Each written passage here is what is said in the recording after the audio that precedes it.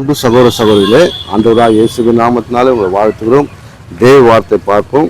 ஆதியாகமம் 3வது அதிகாரம் 9வது வசனம். அப்போது தேவனாகிய கர்த்தர் ஆதாமை கூப்பிட்டு, நீ எங்கே இருக்கிறாய் என்றார்.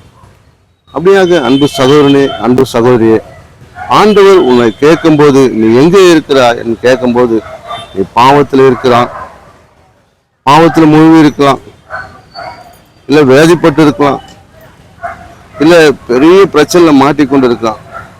ஆனால் ஆண்டவர் கேட்கும்போது நீ உண்மையான பதில் சொல்லும்போது, இல்லை ஆண்டவரே எனக்கு ஒன்றும் இல்லை, எல்லாத்தையும் நான் பார்த்துக்குவேன் ஆண்டவரே அப்படின்னு சொல்றது இல்லை.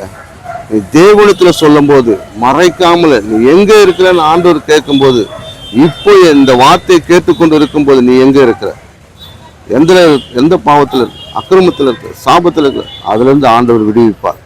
அந்த பாவத்திலிருந்து விடுவிப்பார், அந்த அக்கிரமத்திலிருந்து விடுவிப்பார்.